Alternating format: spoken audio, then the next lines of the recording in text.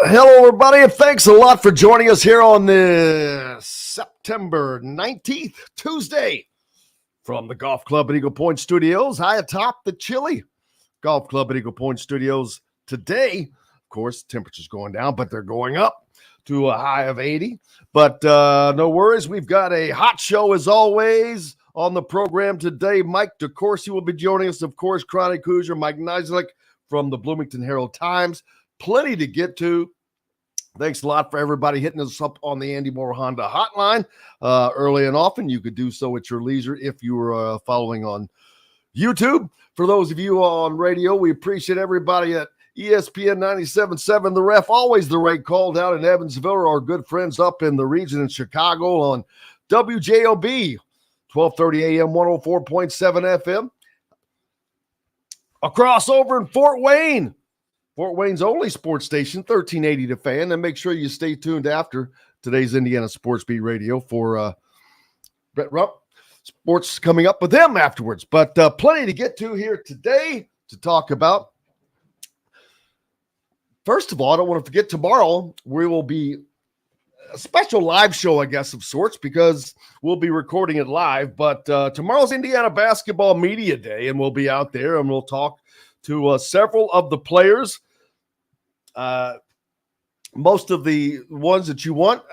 And actually, I'll be asking this morning. If you had to pick the top 5 players that you wanted to hear from on this season's roster right now, not that we won't hear from them later on, but who would be the top 5 players that you want to hear from in Indiana basketball? Tanis pointing out, yes, he misses Whoa up there in Fort Wayne. It's still there, baby. It's still there. As a matter of fact, the Fan, part of the Whoa network.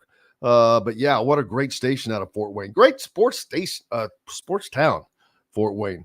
A long time. You know, the original NBA finals, I think, were held in Fort Wayne. Or no, was it the original? The NBA was conceived there. What was it? I forget the actual nugget that I'm trying to dig up there, but deep history. But plenty to get to today on the program. And most important, well, like I said, tomorrow we'll have a special show, and it should start around 3 p.m.-ish.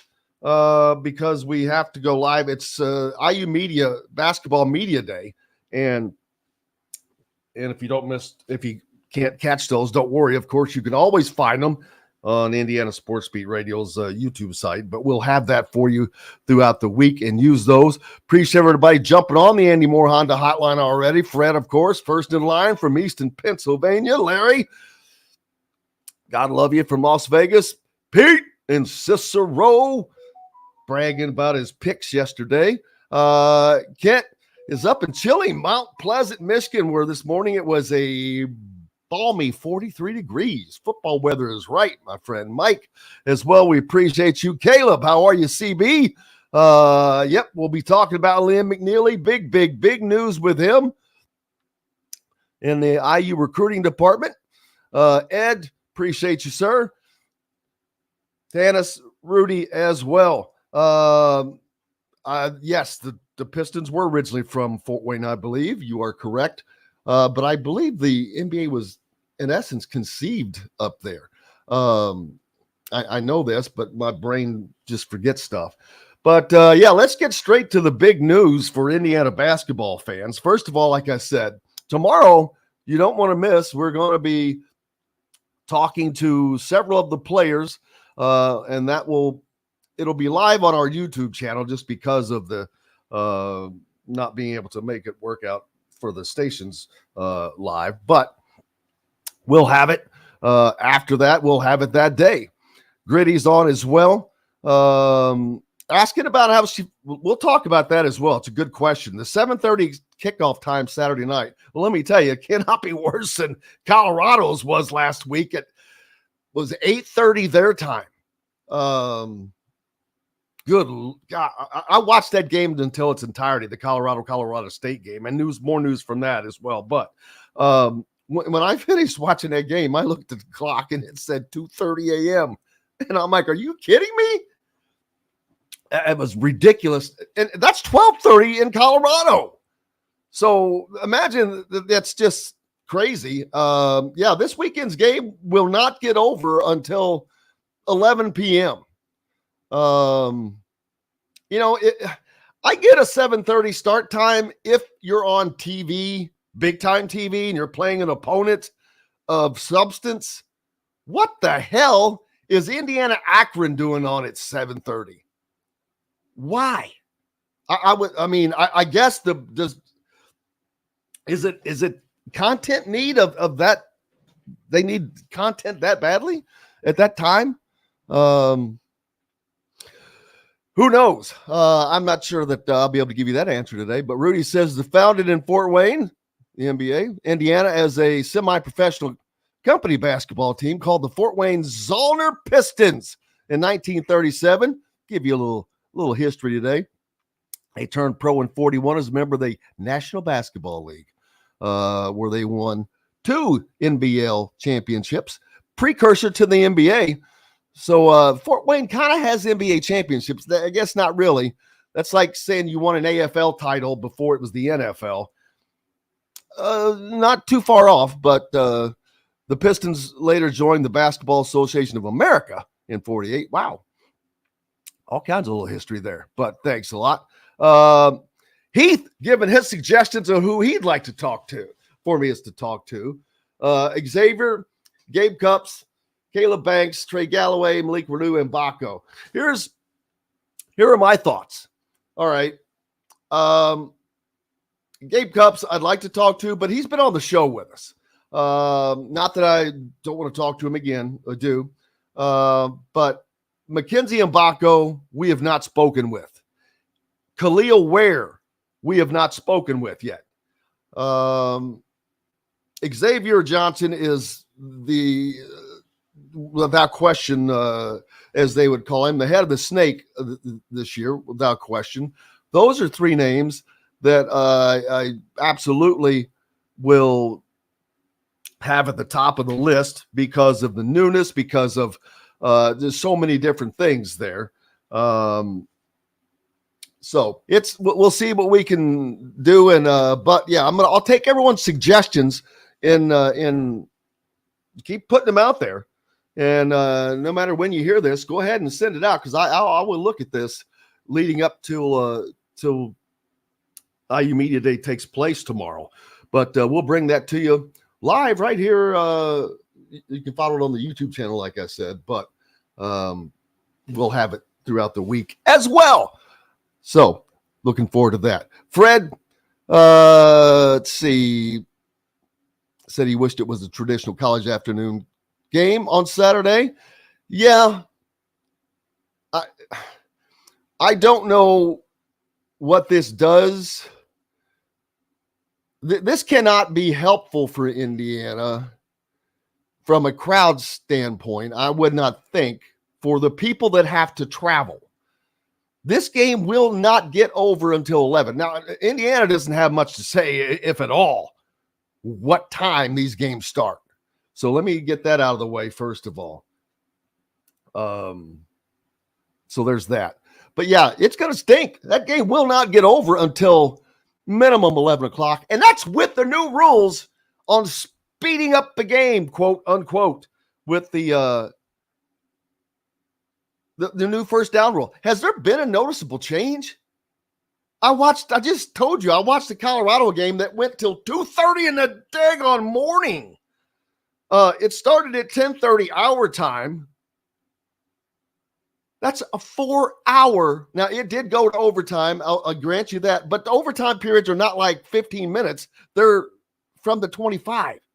So it's both overtimes combined was no more than one extra overtime period, which would be one extra quarter, if that. So that game was going long no matter what. And plenty of stuff to talk to or talk about in that game. I'll talk with Mike DeCourcy about it especially. Travis Hunter out for 3 weeks. Jay Norvell called that hit a bang-bang play. Sometimes happens in football. Well, Henry Blackburn, the defensive back, receiving death threats because of it. Now, that's ridiculous. I'll tell you that. It's just idiotic. John, how are you doing, sir? Appreciate you. Jamie, appreciate you jumping on. Gritty wants me to talk to X, Ware, and Trey. I knew that one was coming. And Trey Galloway being, I'd call him the number 2 guy from a leadership standpoint on this team. He's a senior. Xavier Johnson, of course, one of those guys. Don't forget Anthony Leal as a leader. Anthony Leal is a quiet leader. It's because he's not playing. He's participating in this team in ways that you don't understand, probably. Tana's pointing out Oregon versus Colorado has a 9 a.m. Pacific time kickoff. That can't be right.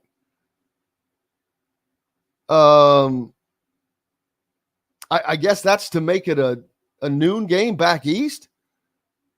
No way. Come on. Are you serious? I'll have to pull that up, but that would be, well, how do you prepare for that? Man, you would have to change your entire week of practice and start practicing at that time, I would think, something. But lots to talk about today. No one wants to talk about anything bigger than Liam McNeely canceling his visit to Texas, of all places. His quote unquote, the home state. And it had been long thought to be down between Indiana and Texas, but now it is down between, guess who? Indiana and Kansas. Your old buddy Bill Self. So that's going to be a fun one to talk about today. We'll talk about that with Mike DeCourcy when he joins us in a little bit as well. But yeah, that I don't think it's accidental that the Kansas was left on the list, because if Indiana wins this battle, it'll be the second one that they will have won with a national recruit. They obviously lost to Flory Badunga, but I don't know how much they were ever really in that race. He just never seemed that Indiana. He was more than ever a foot into Indiana. As soon as the Duke stuff started coming out, started heading that way, and then Kansas kind of came out of nowhere. But that's something to watch out on this. But we'll be talking about that and much, much more. A 30-year Patriots ticket holder beaten and dies after cardiac arrest at the game. Horrible. Will you see 95 Indiana grad and former ESPN anchor Sage Steele running for Congress? She has no comment. So I mentioned Travis Hunter out for 3 weeks. We're going to talk about that. SMU raises $100 million in a week to ease its transition to the ACC.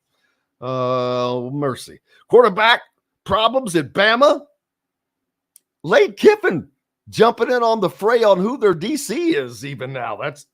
And of course, Mel Tucker served notice that they're going to part ways. We'll see how that goes. Hey, we got lots more coming up, coming to you from the golf club at Eagle Point Studios here on this Tuesday. We're back with more, and Mike DeCourcy from the Sporting News right after this.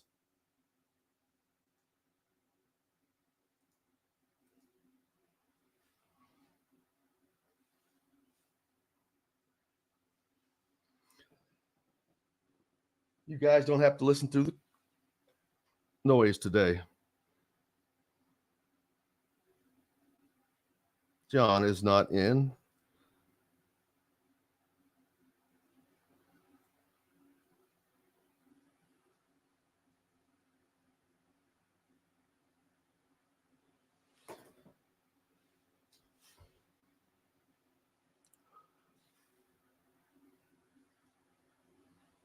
with that? Screw that up.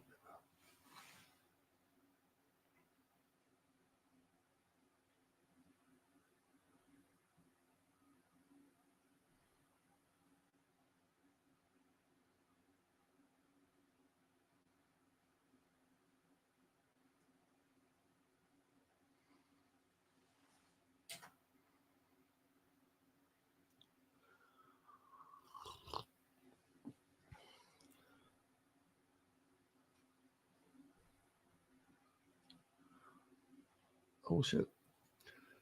Sorry, Mike. I'm a one-man band today, brother. Uh-oh. I'm writing numbers down. I'm clocking. I'm like, God, I hate this. Where's John? He abandoned you. Yeah, oh yeah. You know, he's probably on a beach somewhere. No, I'm kidding. He had a last-minute thing. Something I haven't. I have so much to talk about. You know who? I know. Well, that's a stupid question. I know you do, but Matt Jones is. Yeah. There is a documentary on. Well, you know what? I better watch. Here we go. I'm not paying attention. Welcome back, Indiana Sports Beat Radio here on this Tuesday, September 19th, coming to you from high atop the 18th fairway here at the Golf Club at Eagle Point Studios. I hope you're having a great week. We are, because our good friend Mike DeCourcy from the Sporting News joins us now. And as I had said earlier, 1,000 different things to talk about. I don't even know where to start with Mike, but I will pick one out, because I've got to start somewhere. But for Indiana basketball, first of all, Mike, how are you doing, brother? I'm doing just fine. How was your weekend? It was good. Relatively uneventful. What did Steelers do last night? They did win, although it was not beautiful. The offense was a train wreck, and they needed to score 2 defensive touchdowns to win. So that sounds like the fan of every team right now. The offense was a train wreck. I mean, it literally does. This is not something I'm going to talk about today, but I said this yesterday. I think the transfer portal has been great for college football. That's what we're seeing.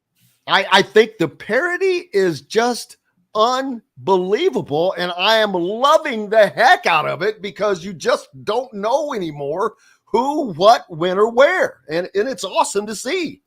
I never understood. Look, the one reluctance I have expressed toward immediate eligibility, and will until we start to see numbers. And if the numbers say no, good, then I'm wrong, and I'm happy to be wrong. My concern has always been the ability to graduate. That's the only concern for me. Because when you transfer, you lose credits. I did numbers on this once, and it's over 70% of transfer students have credits lost at their next college. And so that year allows you not only to catch up on what you lost, but also to get ahead. And it's almost impossible. You literally almost have to try not to graduate if you transfer and sit out a year, or if you redshirt. It's almost impossible, because between the fact that you're there an extra year and the summers that you get, you can even get, if you're so inclined, significant progress on a second undergraduate degree or a graduate degree. So that's always been my only concern about immediate eligibility. That and players getting used. But they're volunteering for this. And so if you're that eager to play immediately, in some cases it's going to be because they have a massive need for what you bring. Jamison Williams at Alabama a couple years back. Alabama desperately needed a wideout with his ability that could change their team, and so he walks right into the starting lineup. In other cases, there'll be coaches who take players just to get a couple of, in football, a couple of series. Rotate a couple of series here or there when they could have started somewhere else. Or in basketball, to just get those 12 minutes, man. That I need a power forward who can get me 12 minutes. I know this guy's not good enough to start for me, to score for me, to matter for me. But those 12 minutes can make the difference between me maybe not making the show. So that's always been my only concern. But in terms of the competitive landscape, it has to be better, because it gives guys opportunities to play that might otherwise ordinarily sit behind superior players. And for that reason, it's not surprising that we have seen something of a leveling out of talent in most places. Georgia still hasn't lost many games in the last 3 years, but they were really close on Saturday for a while. I don't know what the final score ended up, but I know that South Carolina was scaring them for a while, and that's not something that we would have seen for the last few years in college football. Would we have ever seen a quarterback issue at Alabama where they go? How many quarterbacks they go through? 4. It's like, man. First of all, I'm like going, how many quarterbacks they got on that roster? Because they keep putting them out there. But yeah, it's wild seeing at Alabama being I shouldn't say being affected, but not being able to be at the height of their success with this. But I think this is the team where it's being siphoned off of. There's so much talent at some of these places. These guys are not getting to play, and they're like, you know what? Not only can I go here, I can play now, and I can get paid possibly, and maybe make a difference. Who knows? But I'm just enjoying the heck out of it. The one thing that college football players know, if they're properly instructed, is that the NFL will find you anywhere. They will find you. The guy who scored a touchdown last night and then initiated the touchdown that TJ Watt scored played for Charlotte. Charlotte's been Division I in football for like 15 years, if that. No, I don't think it's been that long, has it? I guess the FBS. I'm not sure when that transition happened. Oh, yeah, FBS. Yeah, I think that's only been like within the last decade, because my brother used to actually be the head of security for them. Okay, but I mentioned before, they play and still play virtually any P5 that will pay them to come play a game for them. Indiana, they're on Indiana's schedule next year. They played Louisville. They played Kentucky. They played Tennessee. I don't remember everywhere they've gone, but it's been, they're just guns for hire, or cap guns for hire, I guess I should say. But they've been taking that money and trying to build the program. Yeah, they've now I looked it up. They've been FBS since 2015, so it's 8 years, 9 seasons, something like that. And that just tells you that the NFL will find you. But you know where they're probably not going to find you? On the bench. So guys are inclined to go where they can get on the field. And I think it's made a difference in college football, and it's made it entertaining. And when you have an actual playoff a year from now, and it's a shame they didn't accelerate that and get it going this year.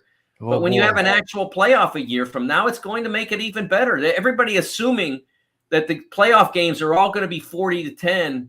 I'm telling you, I think that's not going to happen. I think once players know that they can get into the playoff at a lot of different places, they can get into the field at a lot of different places, they can get into the draft at a lot of different places, I think it's going to level out.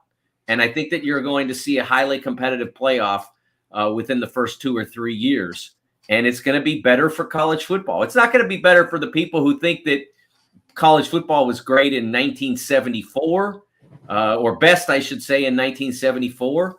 But it's going to be better for people who think the sport should be decided on the field. And that's always been college football's biggest weakness. I do not disagree. And it has been an interesting start to the season.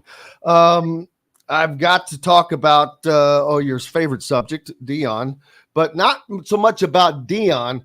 First of all, that game was incredible from a game standpoint. I watched it right up till 2:30 in the morning, which that's a whole different issue that I brought up, which is idiotic, because that's 12:30 even in Boulder, Colorado, people. But boy, did Jay Norvell get Dion and that entire team feeding right into their hands. They had them, but that's not the point. The hit on Travis Hunter, probably the dirtiest hit in football I have seen in college, and I don't remember when. And I was using references from North Dallas 40 yesterday. It was that hit was just terrible, and Jay Norvell called it a bang bang play. It was hardly a bang bang play. The ball hits the ground, and the defender takes 3 more steps before he just crushed him. And it was on the Colorado sideline. I got to give him, boy, he's got onions. I'll give him that because, man, but now he's receiving death threats. It's just been, that was a bad situation. And I blame both of those coaches for that. There's nothing wrong with amping up the deal, but man, there were how many personal fouls in that game? It was rough. Yeah, it just, you can't have that in college football. It's totally unnecessary to have that degree of physicality, of after the whistle shenanigans. Rivalry games are going to be, they're going to be heated, but it doesn't have to be that way. And I watched that hit. I actually hadn't seen it. I did not stay up till 2:00 in the morning on Most Saturday night. Shame on me because I missed a good game, but I'd heard about the hit, and so I did just watch it now. And it's totally unnecessary. And I hope the young man is okay. I hadn't heard 3 weeks. Out 3 weeks. That's awful. That's awful. It is terrible because he is one of the top players in the country. He might be the best player, if you want to call him player in the country, because there ain't nobody else doing what he's doing. Well, I will say that Marvin Harris, until somebody shows me there's a better wideout than Marvin Harrison Jr., I'm sticking with him. But this young man was having a Heisman season, at least a Heisman contending season. That won't happen now. You can't miss 3 games, especially as a wide receiver in a Heisman trophy race now. That's almost, I shouldn't say almost. It's entirely oriented toward the quarterback. It doesn't matter what you do. I mean, we could bring back Paul Hornung and put him out there, and he could be kicking and scoring touchdowns and playing deep back, and he'd still vote for the quarterback. There's nothing you can do now to change the voters' minds on that. But Marvin Harrison was the best player in college football last year. He hasn't had as much opportunity to do that this year to show because the opposition hasn't been great and his quarterback is not at the level that he was a year ago. CJ Stroud is a much better player than what they have now. But I hate that this young man's opportunity to compete for that trophy is now gone. And he also missed maybe the 2 decisive games of their season. They play Southern Cal and Oregon coming up. And those are the games that decide whether Colorado is a contender for the Pac-12 title or not. You can't lose both and be a contender. You can split them and be in the race. You can win them both and completely flip the whole thing on its head. And if he were playing, they would have a much better chance of doing that. Yeah, it would have been difficult because they would have ended up having 2 top Heisman candidates on their team because you know who number 1 who has thrown for the most yards in all of college football right now? It's not Shedeur Sanders, but it's Michael Penix Jr. Michael Penix Jr. has thrown. I wrote this down yesterday. I was so impressed by it. Anyway, it's 444 yards a game he is averaging right now. He's averaging 16 yards a catch or per reception.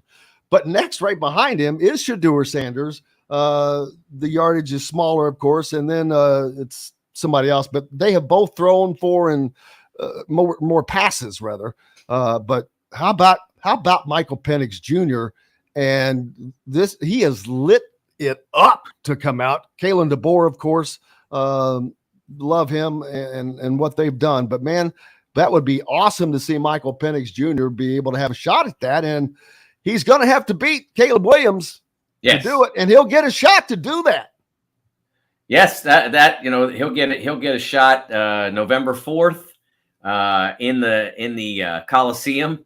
That will be quite a show, no doubt. This reminds us, Jim, of the tragedy of the Pac-12, and it didn't have to happen.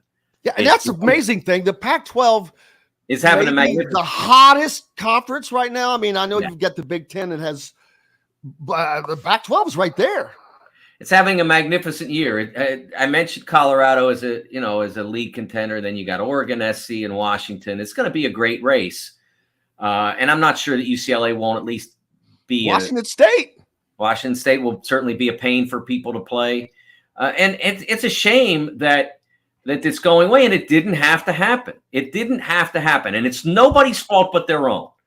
And I don't think even with the heat they're getting, they're not getting enough heat because people keep trying to point to other factors, television, the leagues that took teams. It all goes back to their own arrogance, leadership, lack of leadership, and it's not just from the commissioner's office, which of course was empowered by the university presidents across the country. I mean, across the conference. It was the conference presidents who said no when Klyavkov brought them $30 million in change per team per year. And they said, no, we're better than that.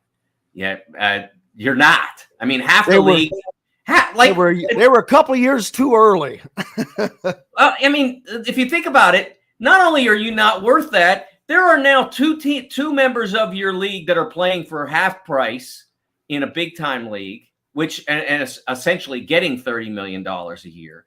And then two others that are paying for half price in a mid-market money league in the ACC. So you weren't worth more than that. You're barely worth that. And if you'd known your business, you would have grabbed that deal, maybe tried to negotiate it up a little bit, right? Okay, 30 maybe, let's go to 32 or 35 or whatever. And I think they could have gotten that. But instead they said, no, we're worth 50. That's almost Big Ten money, almost, and they thought they were worth it, and that just shows an absolute lack of understanding of the market and your place in the market, and again, I don't think college football is better next year, or college basketball is better, or certainly college soccer and water polo are better when the Pac-12 gets basically wiped off the planet or it gets completely morphed into the Mountain West Pac-12. We've got lots more coming up here on Indiana Sports Beat Radio. The great Mike DeCourcy from the Sporting News is with us. When we come back, we've got basketball to talk about as big news in the recruiting world of Liam McNeely cuts it, and then there were two. But we've got more coming up, brought to you by Chop Shop Market and Table, where you can find Inside Indiana Football tomorrow night with Don Fisher and, of course, Tom Allen at 7:05. Back with more right after this.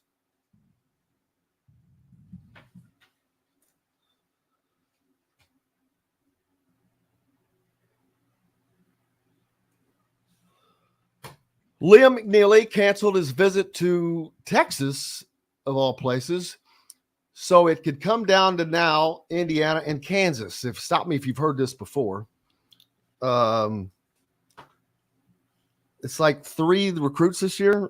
Not that Badunga he cut Indiana out wisely, but I wonder if, because Indiana has such a really pretty good relationship with McNeely and they ain't letting him get away. There's no way. He was just here on a big visit.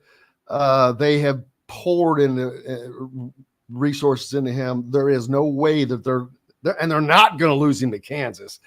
I wonder, since Texas was long thought it was Texas and Indiana, if I'm not going to say that he was asked to make that the final two just so Indiana could get a win over Kansas again versus Texas.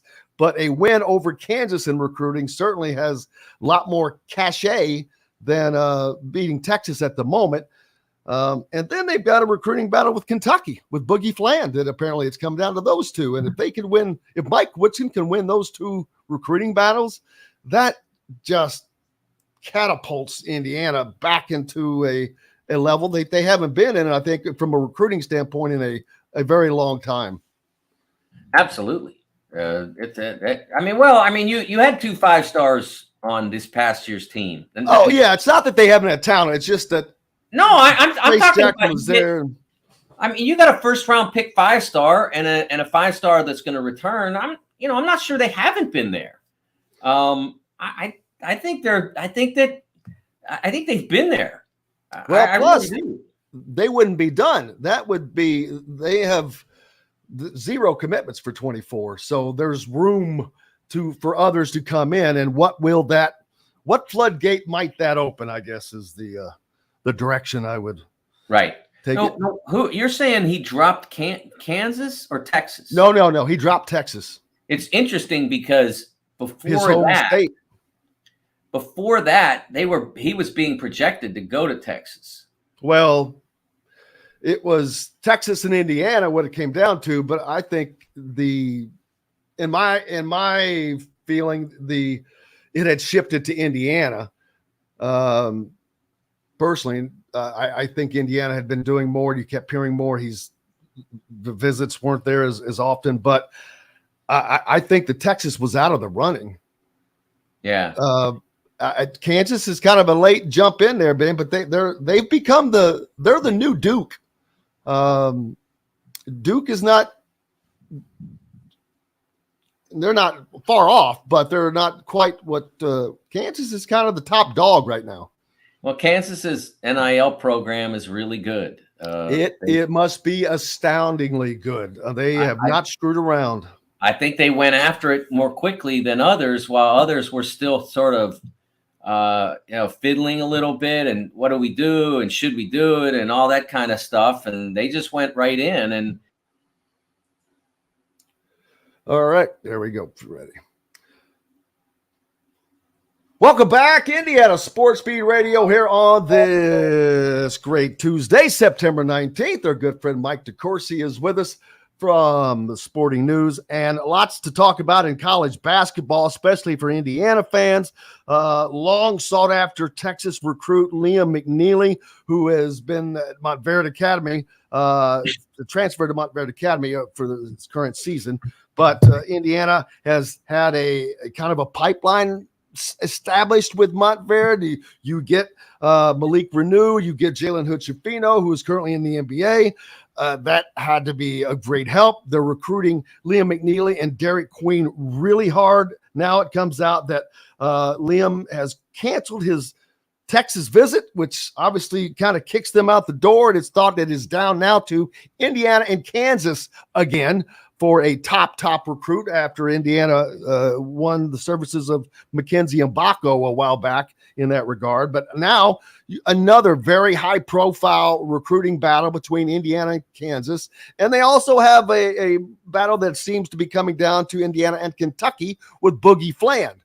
I feel better for the Hoosiers in landing Liam McNeely right now than Boogie Fland because I'm not tied in enough to Boogie just yet. But this would be another chip in Mike Whitson's recruiting bag. Does not have a 24 recruit yet, but this would be a big win. You win over Kansas. You win one of the top recruits. If they happen to get Boogie Fland as well, my goodness, that could be a just really open up for an incredible recruiting class. Yeah, I think that one of the things that I like about the recruitment of Liam McNeely is there are a lot of prep schools out there where I don't think players are getting well trained.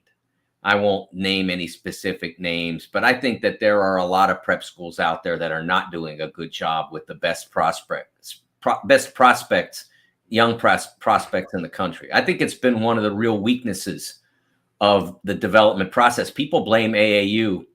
I think it's much more the compulsion, if you want to call it that, to go to certain prep schools that aren't training guys well. But Montverde is not one of those.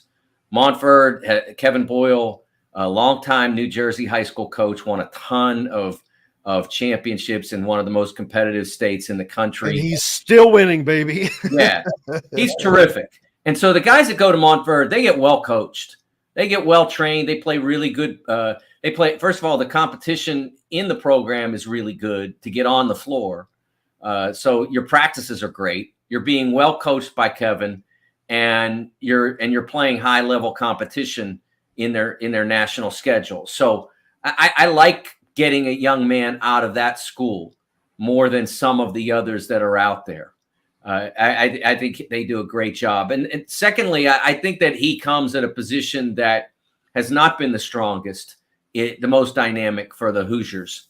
They need a wing that can really change a game. That's an important position. And Trey Galloway, you know how big a fan I am of Trey Galloway, how much I love how he plays. He's a connector. He keeps the team together. He like a glue guy. Yeah, and he moves the ball. It's not just how he hustles and stuff. It's how the ball moves through him. He keeps the offense alive, but he can't change a game. He can't take the ball and say, "You can't stop me." It's not who Trey is. He can score, but he can't change a game with his dynamism and his offensive ability. That's what you're looking at in Liam, and that's something that Hoosier basketball could really use. Those guys are difference makers in a lot of cases in college basketball. So to be able to get a player like that would be enormous.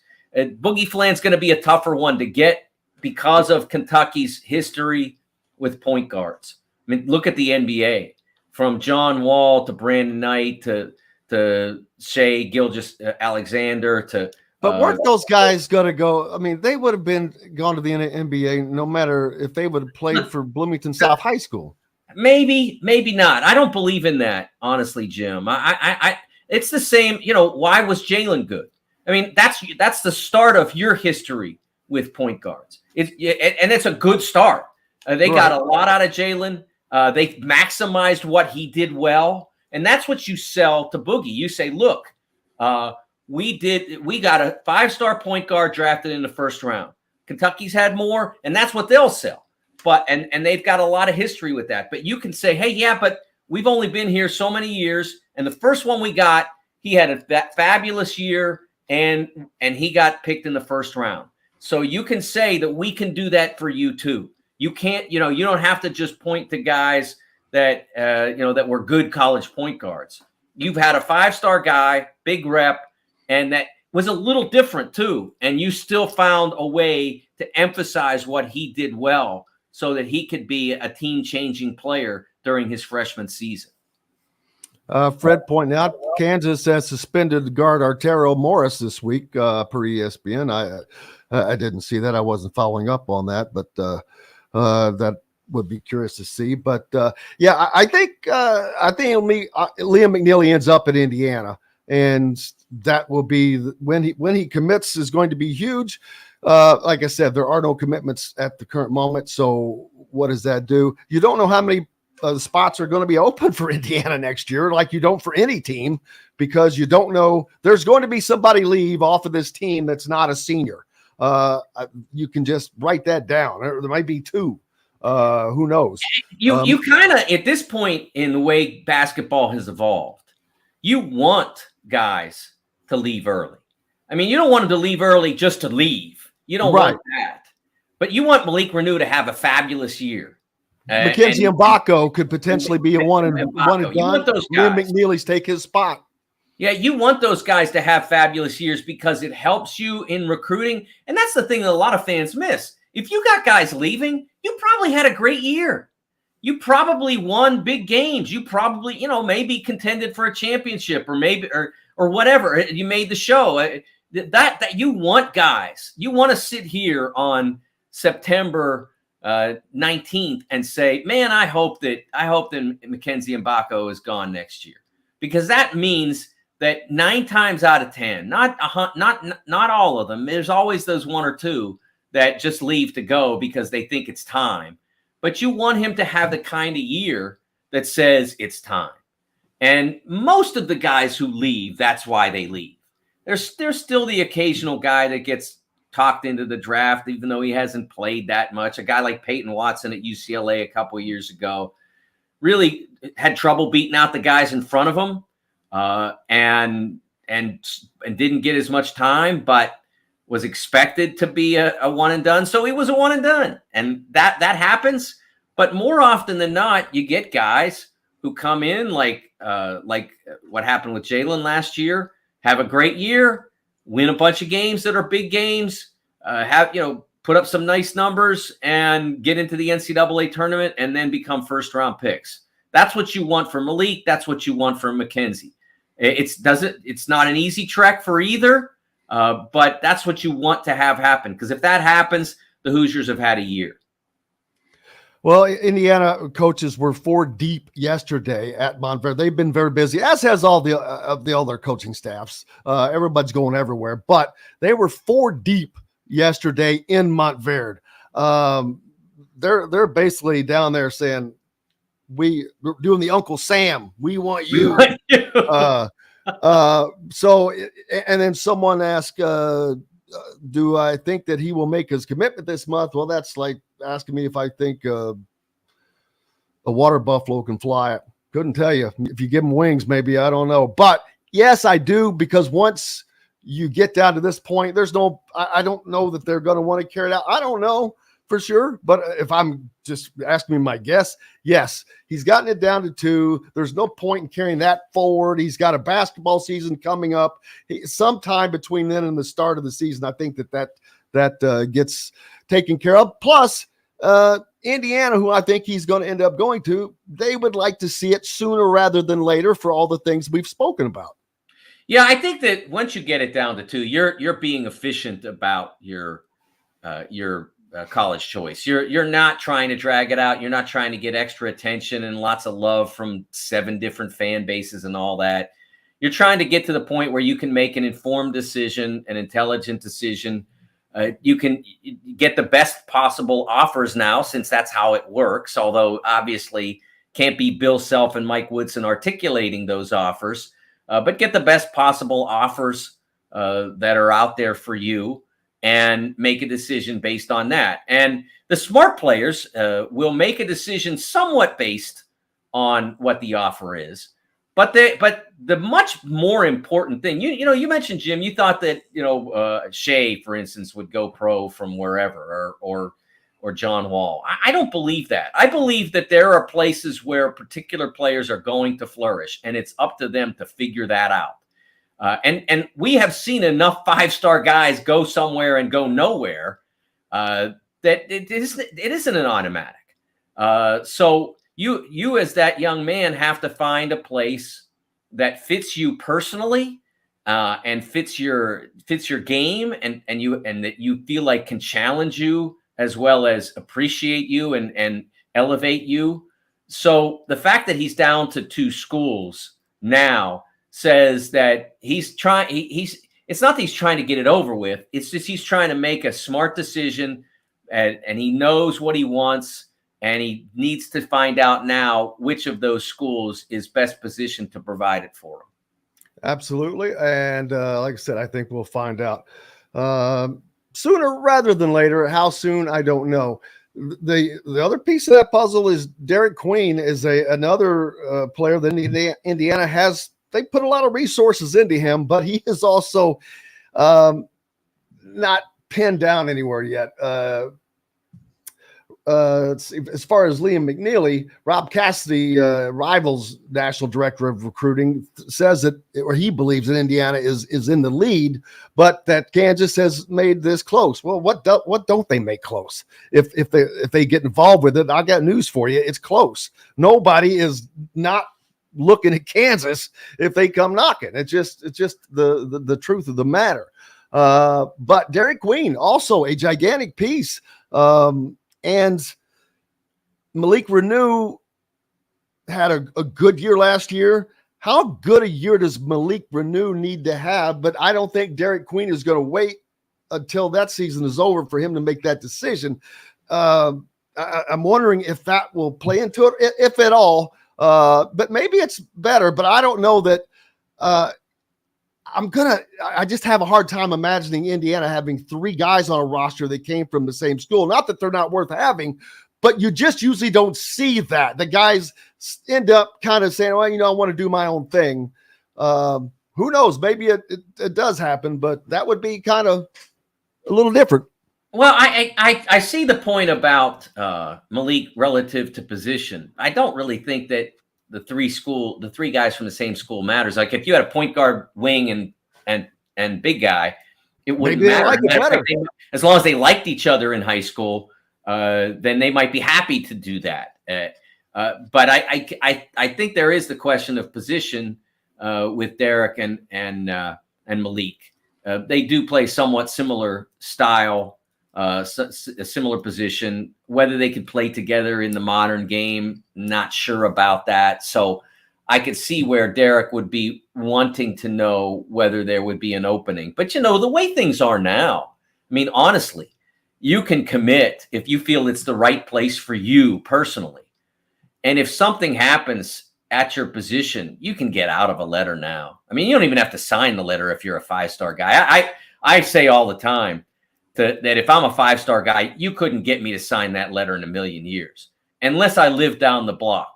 The only way, if I was from Bloomington South and I was looking at IU, I would sign the letter because then I can use IU's facilities on the regular whenever I want because I'm signed. But there's no other reason to sign it. It's a bad document. The letter of intent is a bad document. So Derek Queen can commit to IU and then wait until the spring to sign it so that he can get everything processed. Then it does allow some things to happen. They can help you more with getting eligible and all of that if it's a question. There's a few things that it doesn't really provide the athlete very much. So I think he could commit if that's what he wanted, because if that's the school of choice, and then if he feels that the position's not working out the way he wants it to, then he could look somewhere else. But I have a feeling that that there's going to be room for a guy like Derek Queen on IU's roster next year, in IU's lineup next year, if he wants to be a Hoosier. That'll happen. I mean, they'll make room. Oh, yes, they will make room. I'm not in any disagreement with that at all. And for Hoosier fans, I saw that although he's a class below, Trent Sisley, an Indiana kid from down in the Santa Claus area, people were starting to think that he's not as a priority because these guys are getting so much more attention. And well, for one, he's a 25 kid. I mean, but they're not, trust me. He had a stream of visitors over the last 2 weeks, and Mike Whitson will be there tomorrow. Micah Shrewsbury is going to be there Thursday. Matt Painter was there last week, but also Tom Izzo was there last week. Brian Walsh from IU was there last week. Mike Whitson's going there tomorrow, and his entire family will be in Bloomington this Saturday or this weekend for a visit. And a caveat I like to keep reminding people of, not that this always means much, but he has 2 siblings that are currently enrolled at Indiana. There you go. It sounds like an Indiana family, although that doesn't mean much when it comes to playing sports anymore because it is part business. And people complain that, I wish you'd like it. Well, it's not. Stop. It's not going to be. Just stop. Just don't even finish that sentence. What? Here's the thing. Some of it is good, like seeing Trent Sisley and seeing in-state kids. Definitely, you want to keep the good in-state kids at home if you can. Yeah, but here's the thing about that: when they put on their uniforms and they go out on the field, how does it look different? Do they have money falling out of their pockets when they're running for touchdowns? Like, I don't see that. I mostly just see guys that look like they're football players playing football. And I'm pretty sure that when the basketball starts bouncing, it's going to be the same thing. That you're going to see Malik Renew and Xavier Johnson and all those guys, and they're going to look just like they did before this became an issue. It doesn't have any impact on the viewer. It really doesn't. And this idea. This has been beat into me now for the entire time since 2006-07, since one and done became a thing. We don't get to know the players. Colorado is selling out football games. You can't get in the building.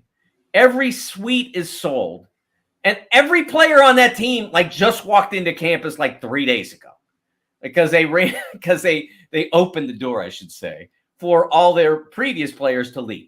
Like Colorado fans were like, I don't want to get to know those players. I want to get to know these players because they win football games. They don't go 1-11. I'm so weary of that concept. Like last night, the Steelers were playing, okay? And I watched the exhibition games, but 2 of the 3 were broadcast by the visiting team on NFL Network. And so they didn't always identify the Steelers guys that were making plays because they were more focused on the guys on the team that they cover. And so, like last night, a guy named Elijah Riley misses 2 tackles, 2 big time. He could have had 2 big time plays that could have been really impactful.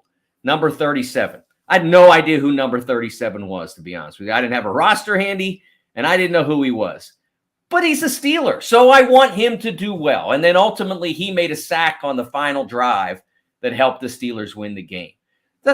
You get to know the players as they make plays. And then if they make enough of them, maybe they're gone into the NBA next year. But this idea that you have to have a guy around for 4 years, like if he does, great. Like Tyler Wall, Chucky Hepburn at Wisconsin, Xavier Johnson now is going to be in his 3rd year at IU. Those are great, but it's not the only way to enjoy college sports. What's up next for you, my friend? I'm writing about Deion again. I'm kind of starting to open for Deion. I am. Because what bothered me about Deion as a coach when he started was that he was selling something he hadn't done. And then he did a pretty good job at Jackson State. And I never would have said that he didn't. But then he started talking before he even coached a game in college, in FBS, before he even coached a game. And I don't mind guys who talk, like Muhammad Ali talked about what he did as well as what he was going to do. He came from a position of, I have achieved this, I'm going to achieve more. So now Deion's showing he's backing it up. I'm embracing it. And I wrote about him last week, and I'm going to write about him again this week in an entirely different context, an important context. And I think it's a column that you might enjoy. It'll probably appear on Thursday. There's no way to not enjoy it. Make sure you follow Mike and all of his content at The Sporting News. Mike, thank you so much, sir. Appreciate you as always. Thank you, Jim. Mike DeCourcy from The Sporting News with us here on Indiana Sports Beat Radio. Much more coming up in the second hour. Mike Niziolek from the Bloomington Herald-Times will join us, and Chronic Hoosier back with more right after this.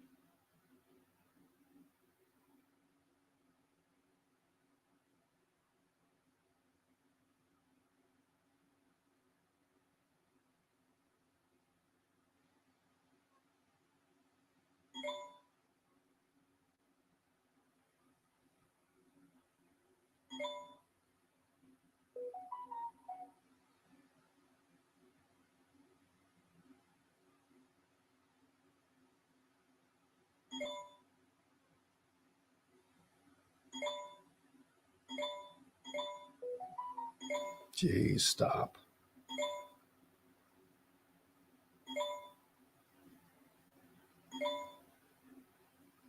Stop.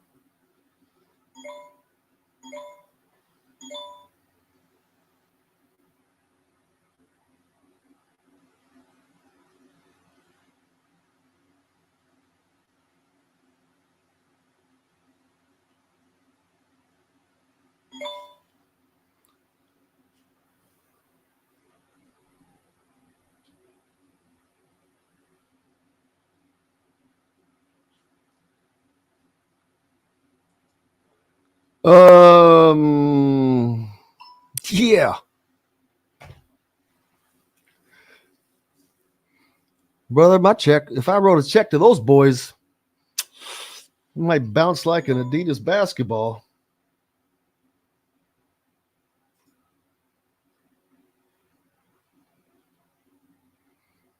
Those are big numbers.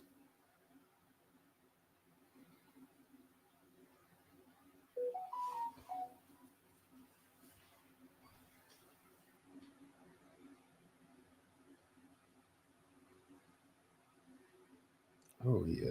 Let's see.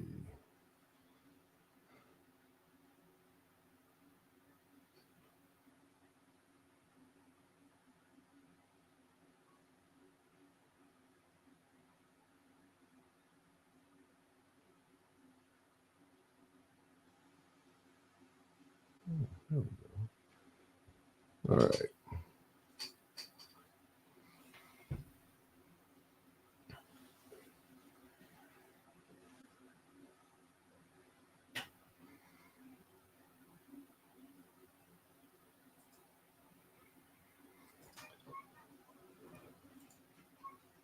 Welcome back, Indiana Sports Beat Radio here on this Tuesday, September 19th. Looks like it's a good one out there here in central southern Indiana, I guess, or south central Indiana, whatever you want to call it.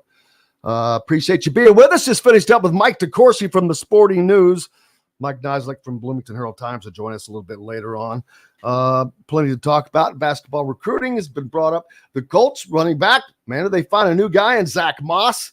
He looked great in the game Sunday, and as the Colts get a win. We'll talk more about that when later on in the week when Matthew Taylor joins us, the voice of the Colts. So looking forward to that.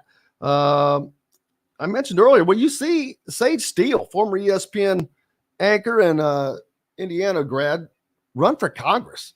Apparently a lot of people are asking for that, and she had no comment.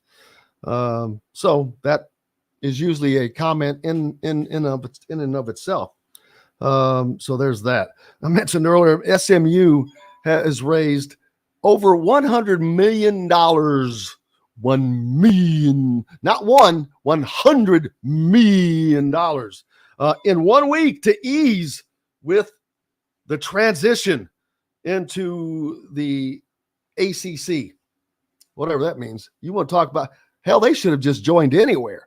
The kind of money they got, I'm sure that they might have been welcome, but they're where they want to be.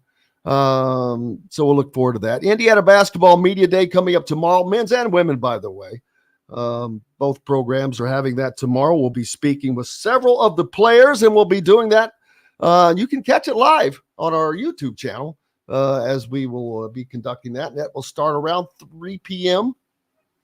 So you can catch that tomorrow right here from Simon Scott Assembly Hall, as our good friend like Don Fisher likes to say. Fozan, appreciate you jumping on the Andy Moore Honda hotline from all the way from Amman, Jordan.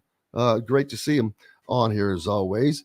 Peter Wynn, Esprit, asking if Indiana can beat out Kansas again for a top recruit. I absolutely think that they've got this one, which I cannot imagine the efforts and resources that Indiana has put into Liam McNeely, and for anybody to come in and just walk away. This is not a Flory Badunga thing. Indiana was never tight with him. It was just never anything special. You can consider him an Indiana kid.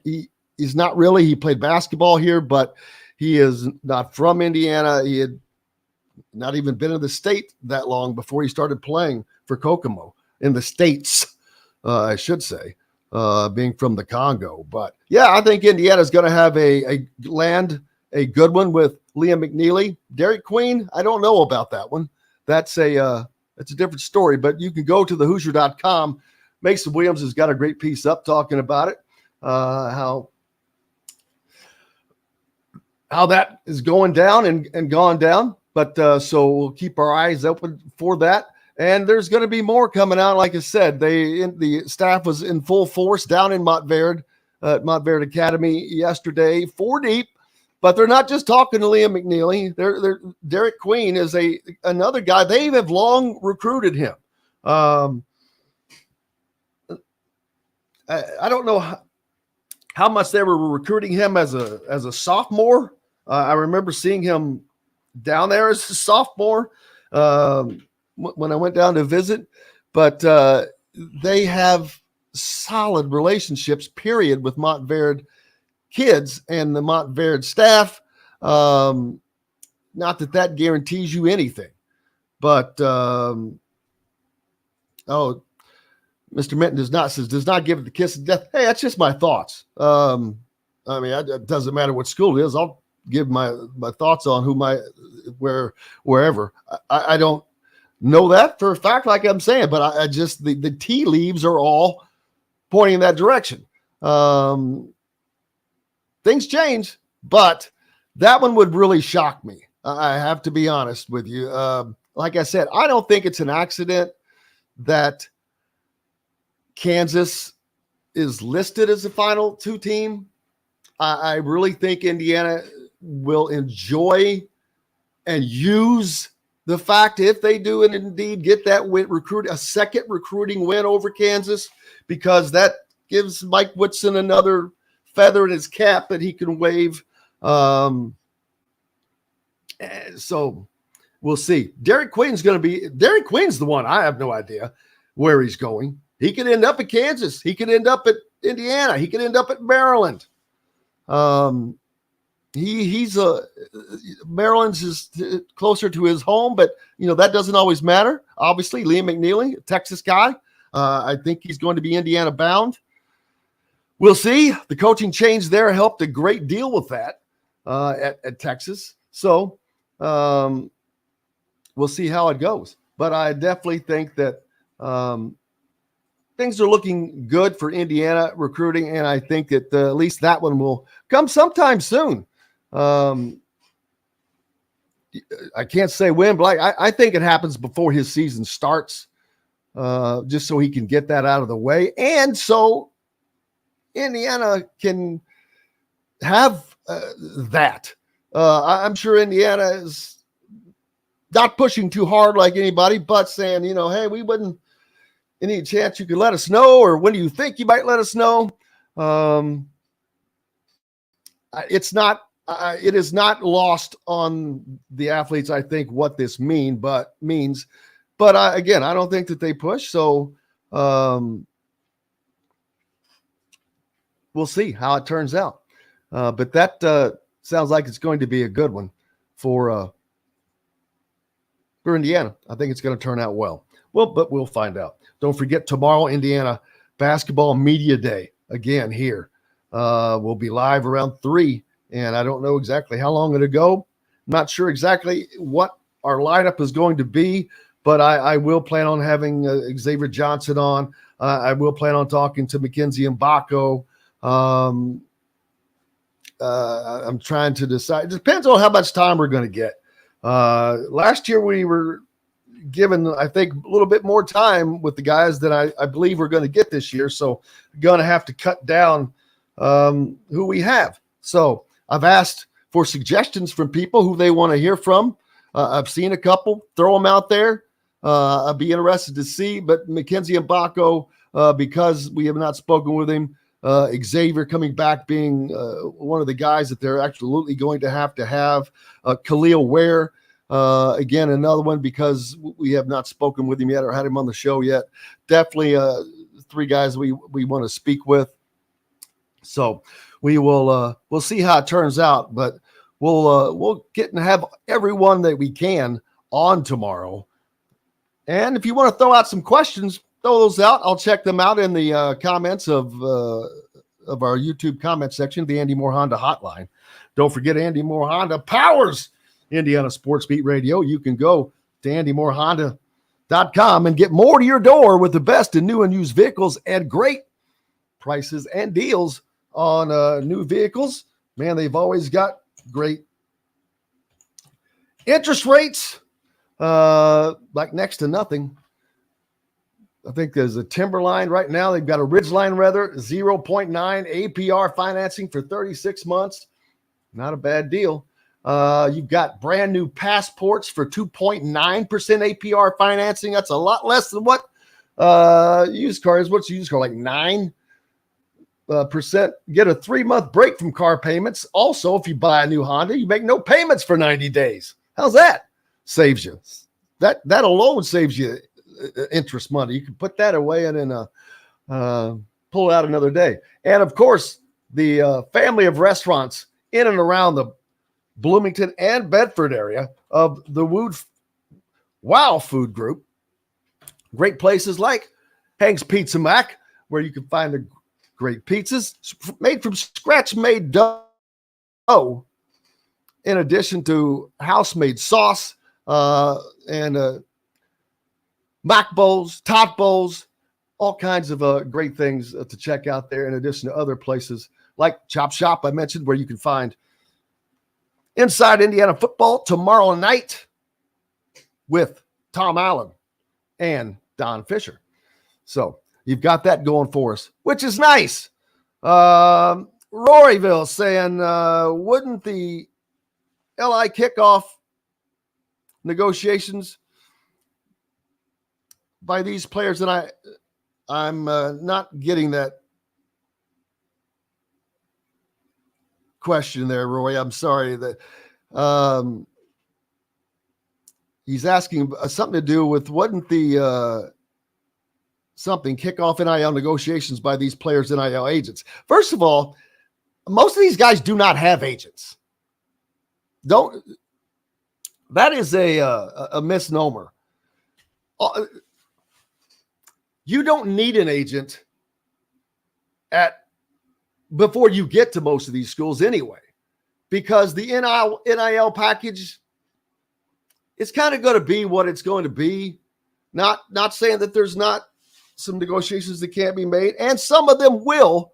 The higher, the more elite players, they might already have an agent. I know of one player whose mother is an agent, a certified agent. We'll talk about that. And might talk about getting that person on to discuss that situation. So that would be fun. But NIL is the coaches have nothing to do with that. I'll tell you that. That is a separate deal. Philip wants to know which teammate or coach would be the best WWE superstar. That's a great question. I love that's a Dustin Schutte question, and I love it though, because I'm currently watching at the suggestion of John, the producer, the Netflix documentary Wrestlers, which Matt Jones is he owns Kentucky Sports Radio. Amongst other things, he's a big UK guy, but he has a lot of other irons in the fire. And it's actually, I found that series kind of interesting. It's about OVC Wrestling, which is down in Louisville, which is one of the only regional wrestling places left in the country, which I have to be honest, when I was a kid, I remember going to watch wrestling. And when we were in high school football, oh my goodness, we were always doing that crazy stuff. It was nuts because our bodies could take that back then. But it was fun. Wrestling is something that most male kids grow up, most male kids that are athletes grow up watching wrestling, or they did back in my day. It might be the same today, but it's a completely different deal now. But Fred wants to know which IU men's basketball player would attempt to ride a bull for 8 seconds. Woo! That's a great question. I'm going to go with 0 because I wouldn't attempt to ride a bull for 8 seconds now. But wow, that's definitely out there. Kent says basketball media day tomorrow means basketball is just around the corner. Well, it's not far off. It is definitely not far off. Hoosier Hysteria coming up next month. Next month is October, people. We're already, September 19th? Yeah. We're deep into September. I know it was froggy this morning in the Bloomington area. So you got that going for you. Looking forward to that. No, I don't think Galloway would ride. Nope, nobody. These guys are smarter than that. You'd have to be. Let me tell you, I competed in rodeo, and that is the one thing I never did. I never rode a bucking bull out of the chute. We got on steers and all that and screwed around, but I did ride bucking horses out of the chute and bareback horses. But the difference, the bulls, see, they come back and they want to finish the job sometimes. So there's a big difference between those. But yeah, that's I am going to try to think of some questions outside of the norm, but because I don't want to ask the same old dumb questions that everybody else has. Well, what's the team looking like? And what? Because you get stock answers a lot of times from that stuff. We're all playing as a team, and I don't want to hear that crap. We'll get that all season long. So yeah, I want to make it a little more fun, but with newer guys like McKenzie and Baco, like Khalil Ware. There is things to talk about. What's it like coming into a place? Khalil Ware was at Oregon. Now he's in Indiana.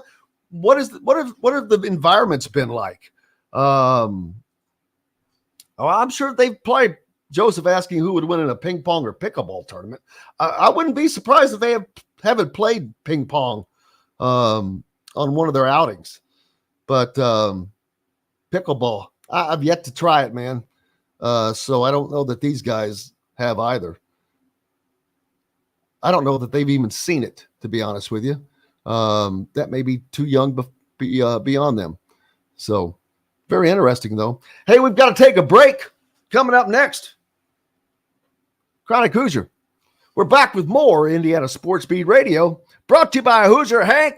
Hank's Pizza Mac, Todd Bowls, pizza made from scratch, dough from scratch, and in-house made sauce. Back with more right after this.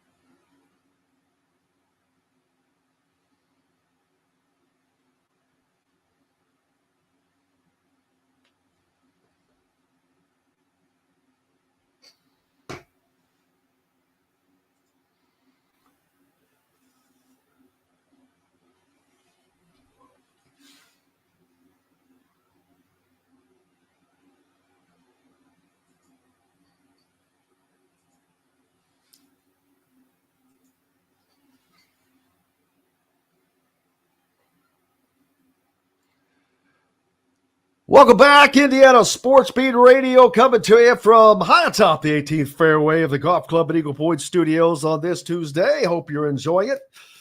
Deep into September 19th, Indiana football going under the lights Saturday night at Memorial Stadium as they take on Akron. Zippity-doo-dah, baby, the Zips, who played the Kentucky Wildcats last week. And Kentucky was able to take care of Akron, but there was a play in that game. I hope you saw it. It was, I don't know if I saw it on Sports Center or where. It may have been Sports Center or was SVP or something like that. But Akron had Kentucky's quarterback sacked like 15 yards deep, 6 ways from Sunday with 4 different guys, and somehow he gets out of the grasp, away, starts, and ends up throwing this long pass for a completion. So that was kind of a wild deal there. But Kentucky easily takes care of the Zips, 35-3. Akron managing only a field goal in the third quarter. So good news for Indiana is their defense is one that I do not expect any problems with Akron, and the offense will continue to get better. Play calling, that's a different story. But let's just hope they don't have a 4th and 1 call to make on the goal line. But this should be Indiana's biggest win of the season. They are more prepared than they were for the Indiana State game. Obviously more prepared for the Ohio State game. But Taven's got a full game under his belt, not only a game under his belt, but a straight up hard challenging game that he continued to show the poise that he showed in why I started. I said earlier, I thought it was going to be Sorsby. Everything that I was hearing was that. But now I see why it's Taven. What I don't see why is how this decision was not made before the damn season started. But again, that gets into a whole nother deal. I'm not going to worry about that. But it just goes back to Taven not getting thrown to the wolves against Ohio State. But, man, he would have had that game under his belt. Then if he would have had the entire Indiana State game under his belt, man, who knows what the Louisville game might have looked like. So, Justin asking, can the Colts beat the Ravens in Baltimore? Can they and will they are definitely two different questions. I'm going to go with no. First of all, I don't know that Anthony Richardson will play. Not that matters because the mustaches look pretty good. So it's a different offense. They're two different offenses. It's not a running offense much when Gardner Minshew is in there, as from the quarterback standpoint, but they've got Moss, who looked great. Appreciate you, Kent. Yes, he's suggesting for those of you that are following on YouTube, make sure you hit the like button and subscribe if you have not done so already. We appreciate that. That way you will not miss any of the upcoming content that is always added here at all times. So not just for the shows, but our post-game, all of our post-game interviews, pre-game interviews, everything added to the YouTube channel at Indiana Sports Beat Radio. If you have not already subscribed, please do so. And appreciate that, Kent. Appreciate all you guys. Fred has suggested hit the like button as well. Appreciate you guys. Philip wants to ask which movie character they think they're most similar to. Not a bad question either. Or maybe who would play them in a movie about themselves? I'm going to have to start writing these down. That's actually kind of a good one. I kind of like that one. So I'm gonna write that one down. And amongst these others, I'm going to start actually putting every one of them. That's a good one. Who would play them in a movie about themselves? See, who would play me in a movie about me? The Joker. I'm trying to think of the goofiest looking dude I can think of. But no, I think I said, Justin, I do not think the Colts are ready to beat the Ravens in Baltimore. That's a tough task. That's a tall task to ask, man. Philip also suggest, or a character a teammate is most similar to. I'm going to write all these questions down, which means I'm going to have to go back through and write this stuff down. Jack Nicholson. I wish. Well, he could play me because he could play about anything. Boy, I'd be afraid if he played me. Whew. He's good. Let's see. Kit says, ask if they have been bowling in the IU Memorial Student Union. You know what? I don't think that I ever bowled there. I'm trying to remember that. It's been a minute. It's been a minute since I was in school. Am I going to lie? But I just don't think that I remember bowling there. Justin agrees with me that he hopes the Colts can prove us wrong. But, yeah, I don't think that they're quite ready for that. I don't think that they have. Anthony Richardson is going to be great. I think he's going to be a super quarterback for Indiana, for the Colts. But he has got to learn how to slide and take care of his body. I mentioned that Trevor Lawrence told him that the hits in the NFL, they add up. He's already out with a concussion and concussion protocol. It's like this was a conversation the week before. So there's that. Five Less said he tried to take the bowling class in the union, but it was always full. I did have a golf class, but unfortunately, it was, I think this was a spring semester class. But it ended up being in some little auxiliary gym someplace it had to be at the Hyper, but it was just like just one gym inside of a closed area.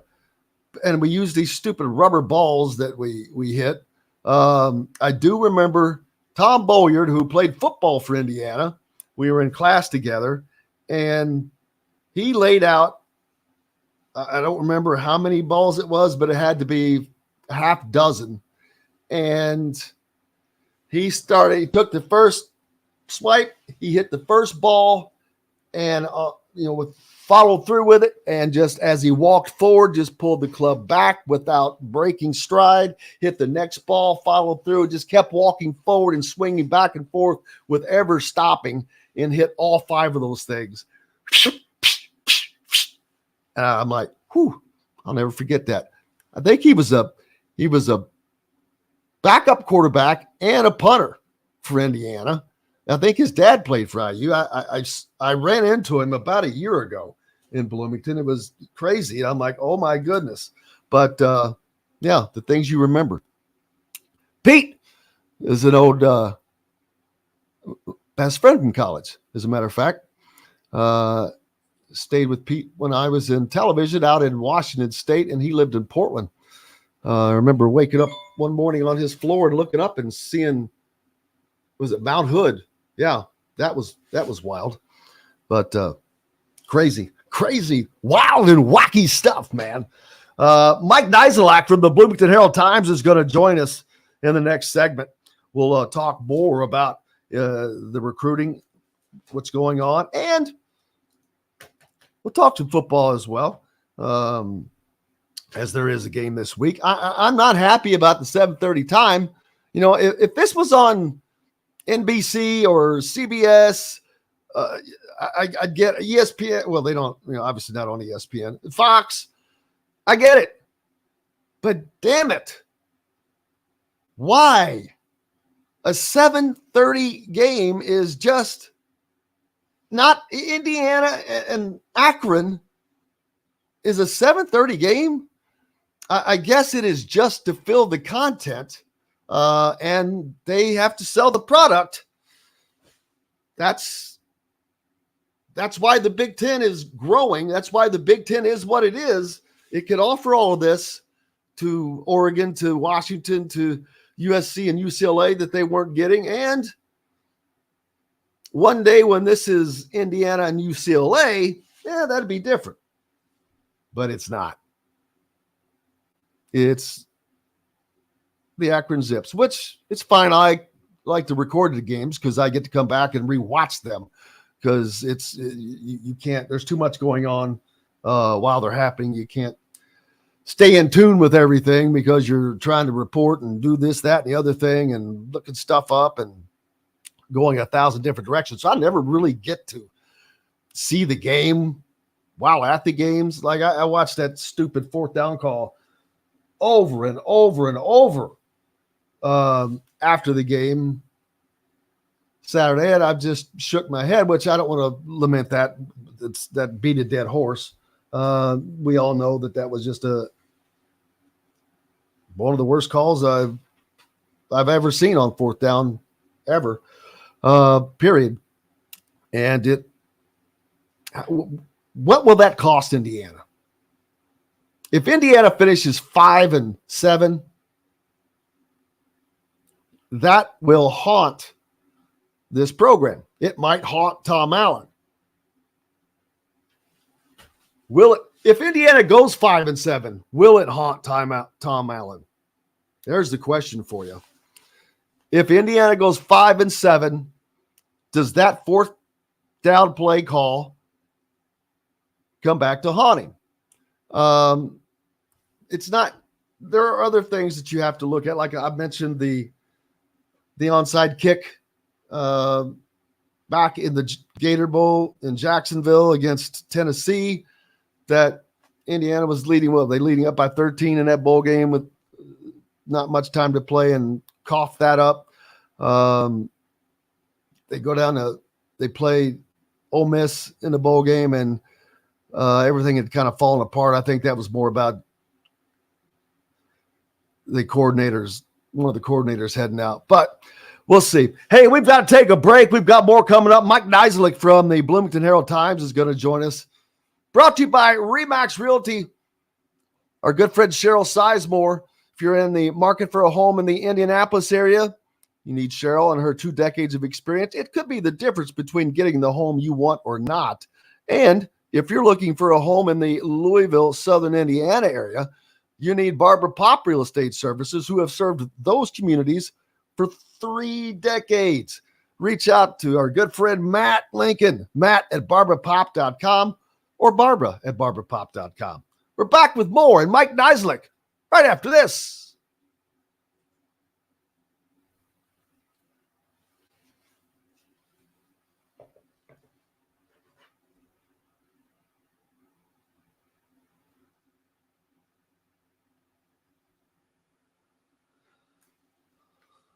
I do need to write those questions down. Those were good.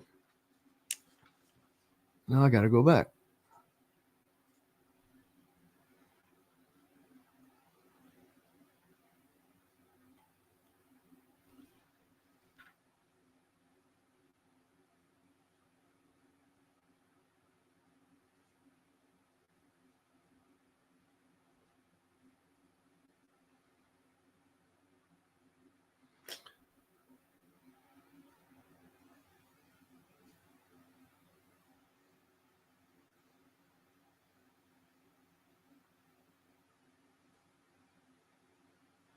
Who would play them in a movie? Which teammate would make the best WWE? Yeah, I don't think anybody's going to ride a bull.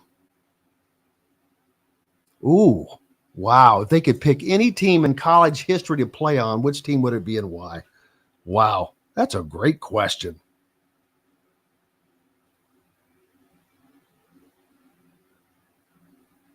And I'm now, going backwards.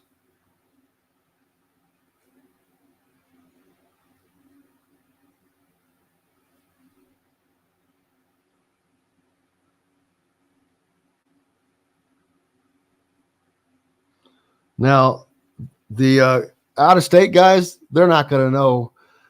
I'm going to be shocked if they know have much about the history, like the 75, 76 teams, Isaiah Thomas,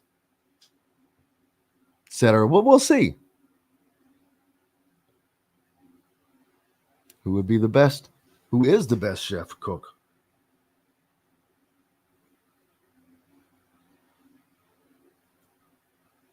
Great questions. I'm loving them.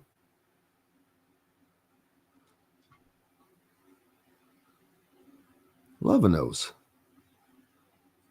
See, that's the kind of stuff I don't think about because my mind's going in a different direction, but I love these.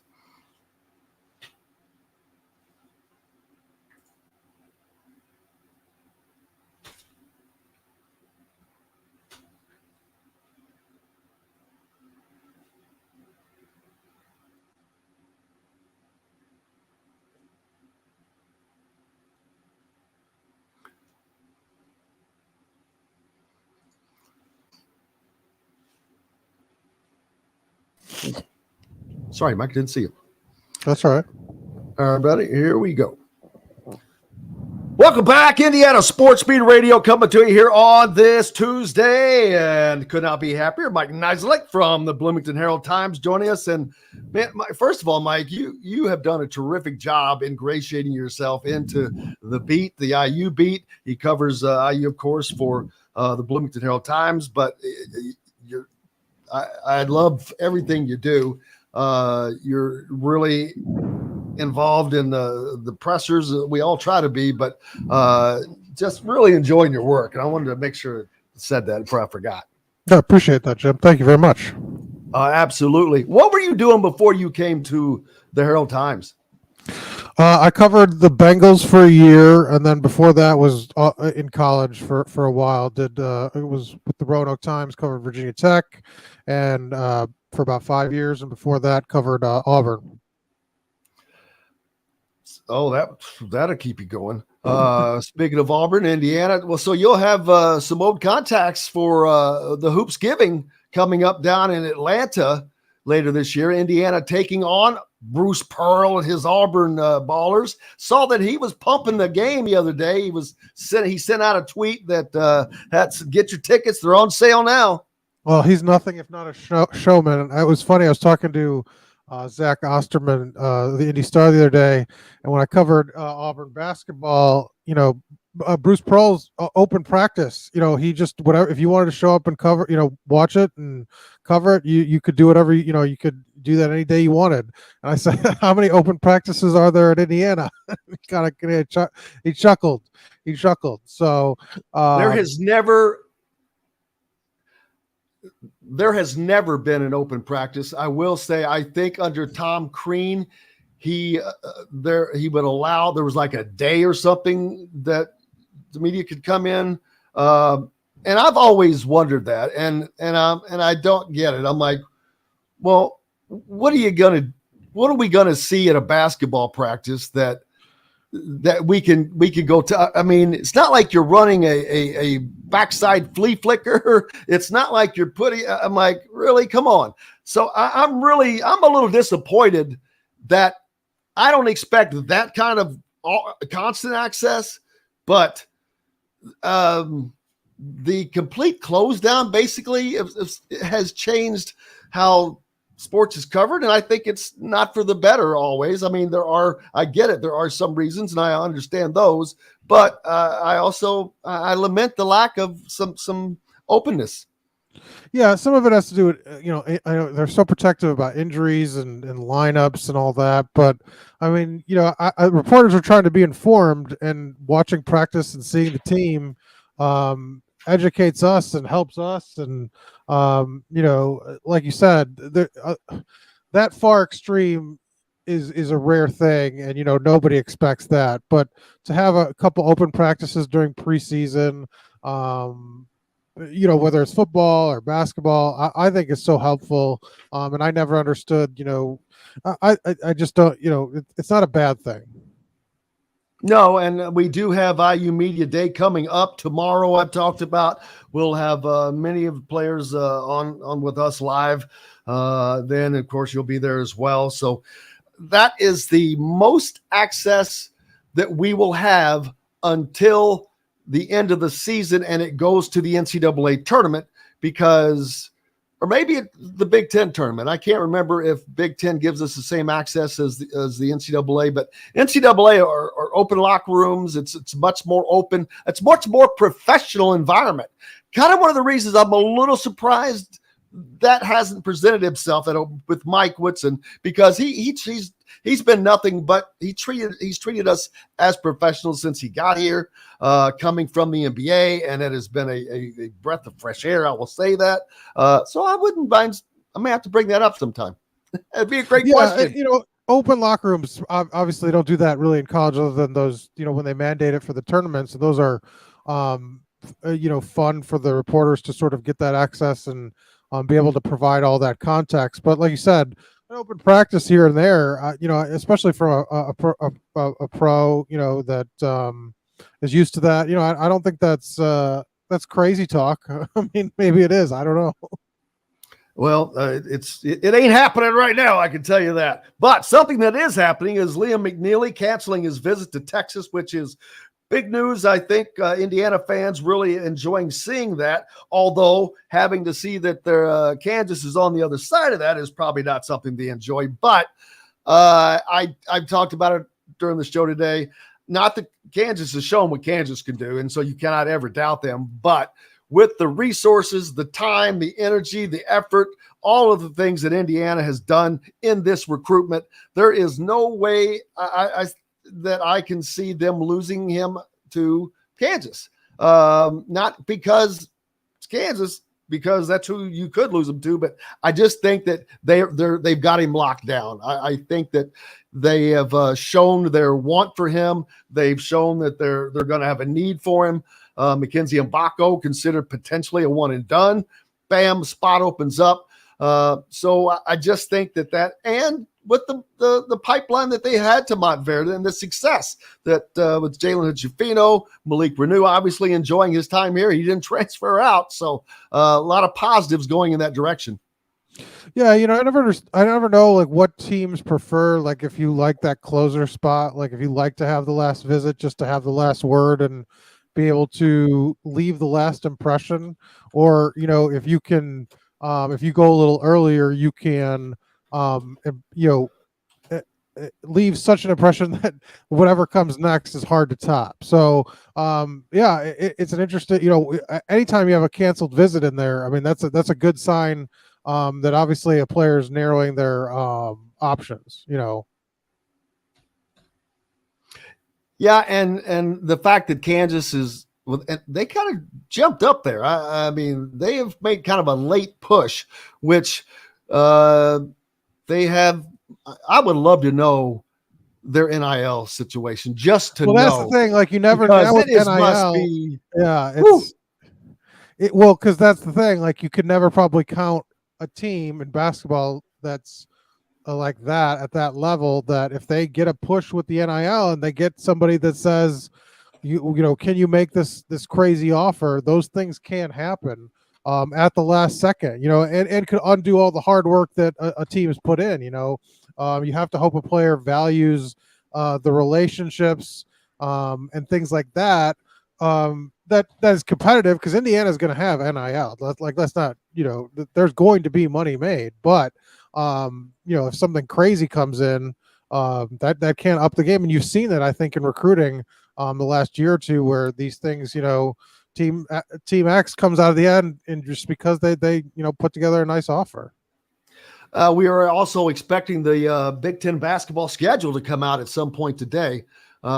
Soon. I saw some things yesterday where people that have season tickets had received something that the dates had been set for most of those games. So we're expecting that schedule to come out later. So either make sure you're following Mike Niziolek, or you can go to thehoosier.com as well. That information will be up there as soon as it comes out. This is a gigantic recruiting what's the word I'm looking for? I don't want battle for Indiana.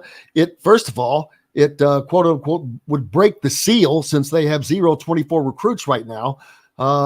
Then once you get that high level guy, who comes next? They're recruiting his teammate, Derek Queen. They've also put a lot of resources into him in addition to the younger Gibbons, but he's a year later. But you've also, Indiana has a one-on-one battle, it appears, with Kentucky over Boogie Fland. Not as confident for Indiana on that one, but the fact that they're coming down to these one-on-one battles with Kansas and Kentucky, that's back where Indiana wants to be all the time.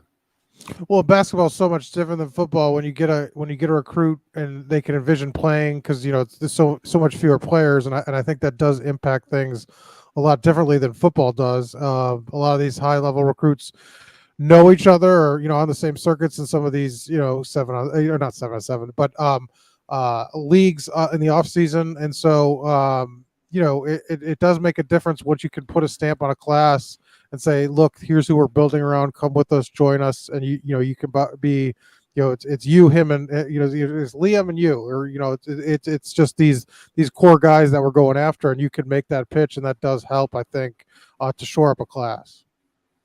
Absolutely. So tomorrow, media day coming up. It's just an opportunity for us to talk to guys, but we're going to get, at least for me, I'm going to get to talk to some guys that I haven't been able to yet.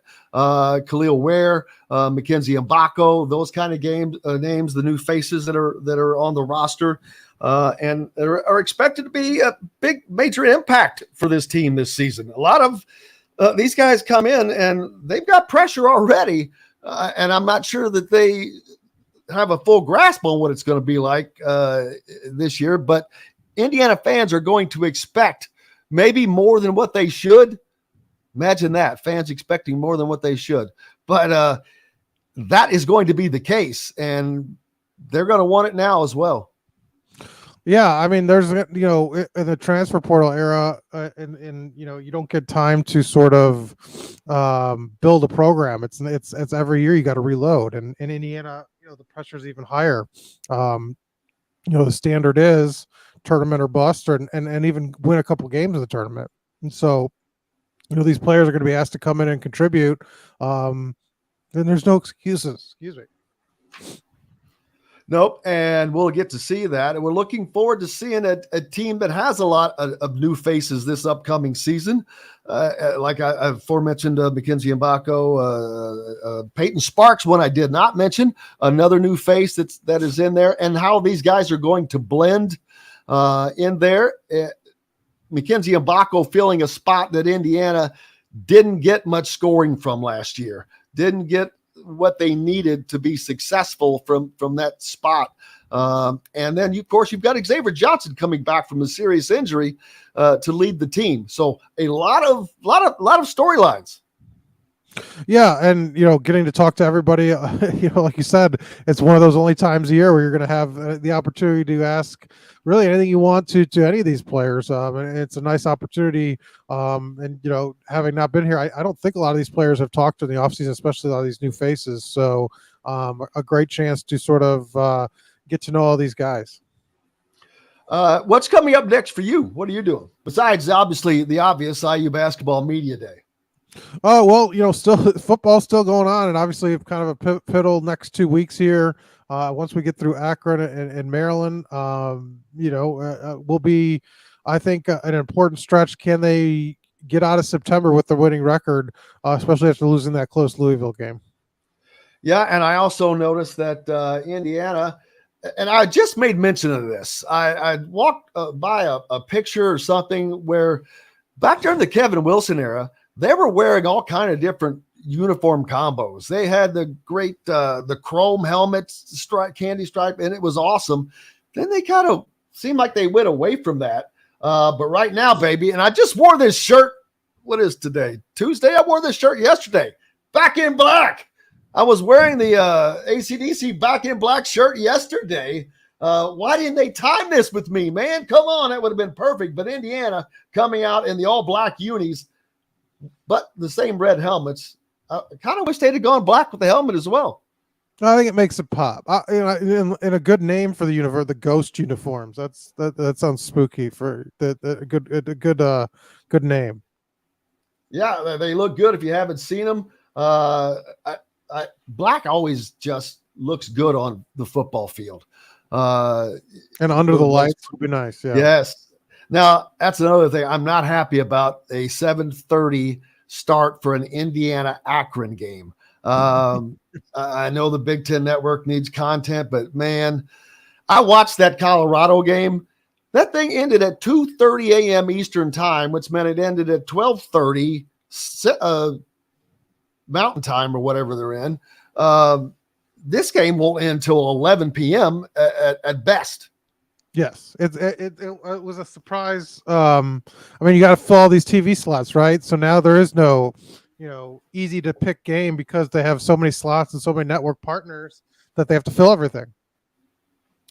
Yeah, and Indiana has. I'm wondering what this is going to do to their crowd. They're usually able to get the people in by the end of the first quarter, and then they stay for a quarter and then bounce. The people that have to travel, the people that come down from Fort Wayne or wherever they're traveling from, up from Evansville, I wonder if they're going to lose people just because of that. Well, I mean, you could dedicate some serious tailgating time. So, do you even make it to the stadium if you've been tailgating since 7 a.m? That is going to be a long, long day. The gates will. I wonder what time they'll even open. Probably 3, something. Maybe. Yeah, I don't know. I don't know how long. I don't know. Is it 6 hours prior? Well, I don't know.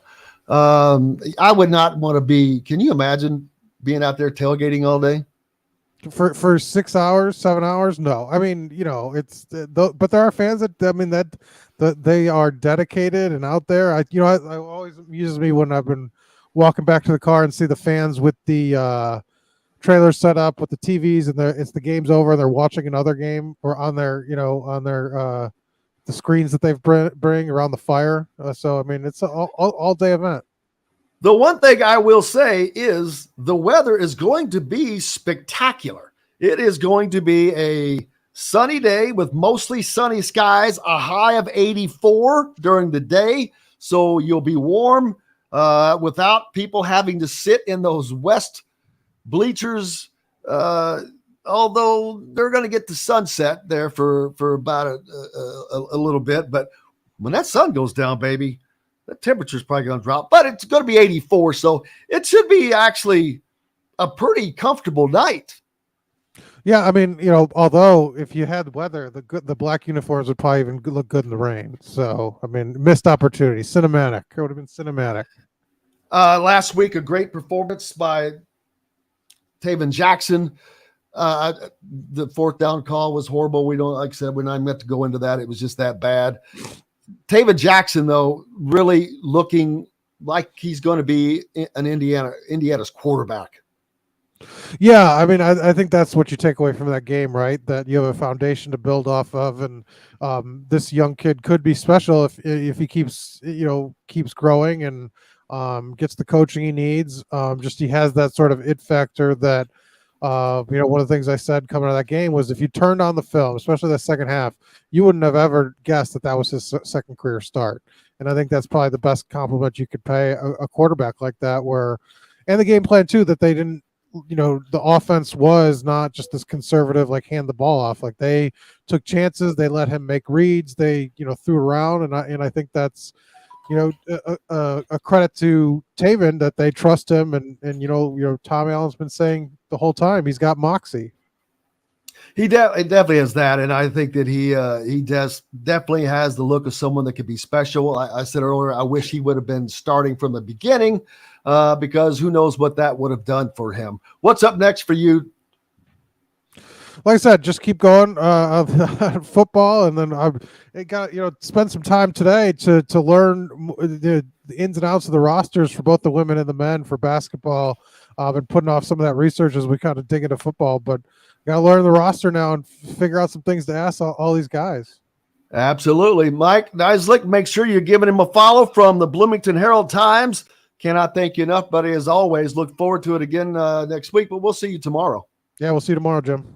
Thank you very much. Mike Niziolek from the Bloomington Herald Times joining us. Make sure you're following him on Twitter and following his content. Be a subscriber. Keep local papers alive. That's going to wrap it up for us today. Big thanks to Mike DeCourcy, as always. Look forward to tomorrow's program as John, the producer, will be back, and our normal cast of characters as well. I cannot thank you guys enough. We couldn't do the show without you. There's no reason for us to be here. Big thanks. So go out and have yourselves a great day. And don't forget tomorrow, the live show as well, in addition to the daily show, as Indiana Men's Basketball Media Day happens. So we'll be back with all of that coverage and much, much more. Cannot thank you enough. Make sure you stick around if you're in Fort Wayne for Brett Rump. Other than that, go out and have yourselves a great day. Until tomorrow, I'm Jim Coyle. I will see you on the radio.